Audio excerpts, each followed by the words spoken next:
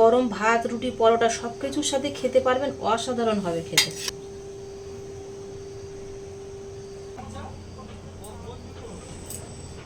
নমস্কার বন্ধুরা, সুপ্রিয়া কিচেন আবারও আপনাদের সবাইকে স্বাগত জানাই। বন্ধুরা দেখুন, গাছ থেকে ঠিক এরকম জালি জালি সিম তুলে এনেছি। আজকে ছিম দিয়ে একটা নিরামিষ রেসিপি আপনাদের সাথে শেয়ার করব। প্লিজ বন্ধুরা, আপনারা পুরো ভিডিওটা প্রথমের থেকে শেষ পর্যন্ত দেখবেন, আশা করছি আপনাদের ভালো লাগবে। ছোট ছোট সিম তো, সেই জন্য আমি কিন্তু আর দু চালা করছি না, এরকম গোটা গোটাই রেখে দিয়েছি। আর সিমের দু সাইডের শীষটা এরকম করে একটু কেটে ছাড়িয়ে নিচ্ছি। এখানকার ওয়েদারটা এমন, বাইরে দেখুন বৃষ্টি হচ্ছে, কাল রাত্রে থেকে অটোমেটিক বৃষ্টি হচ্ছে।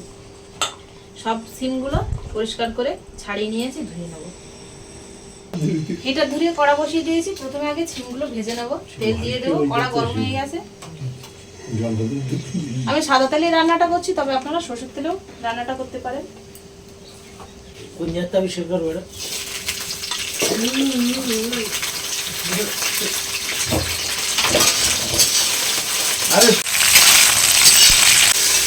সিমটা ভাজা হতে হতে এর সাইডে আমি কিছু মশলা পেস্ট করে নেব।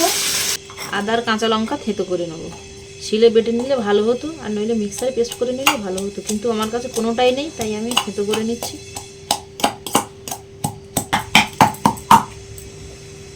খুব একটা কিন্তু মিহি থেতো হয়নি, ঠিক এরকম আদা থেতো হয়েছে, তুলে নেব। কিছুটা চিনাবাদাম হালকা করে একটু ভেজে নিয়েছি, যাতে খোসাটা ছাড়িয়ে নেওয়া যায়, সেটা আর আপনাদের সাথে শেয়ার করে নিই। খোসাটা পরিষ্কার করে ছাড়িয়ে নিয়ে গুঁড়ো করে নেব।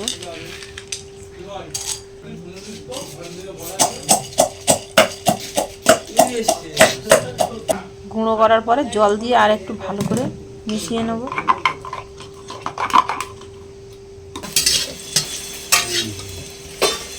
এরকম লাল করে ভেজে নিয়েছি, তুলে নেব।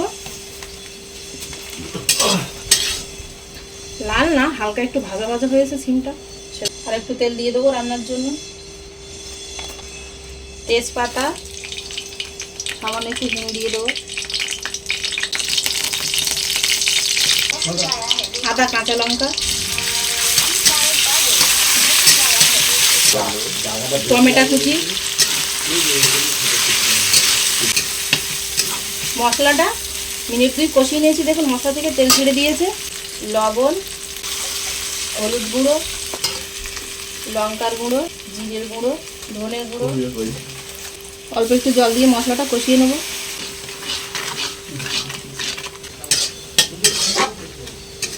জল দিয়ে মশলাটা আরও 2 মিনিট কষিয়ে নিয়েছি। দেখুন মশলা থেকে তেল ছেড়ে দিয়েছে। এবার বাদাম পেস্টটা দিয়ে দেবো। একটু জল দিয়ে নিয়েছি বেশি করে।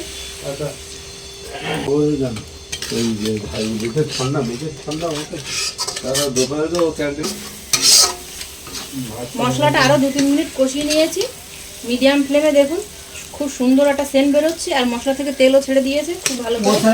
এবার এর মধ্যে জল দেবো।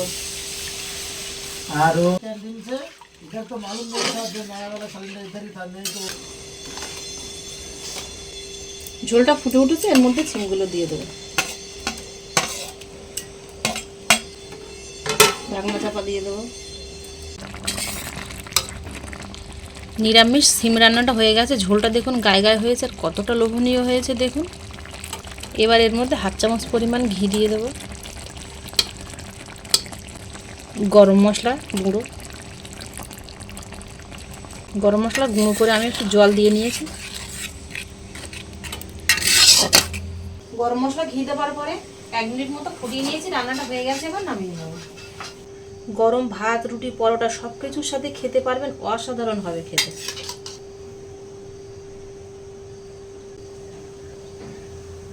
রেসিপিটা খাওয়ার পরে ভালো লাগলে কমেন্টে জানাতে ভুল করবেন না, আর আপনাদের বন্ধুদের কাছে প্রচুর প্রচুর শেয়ার করবেন।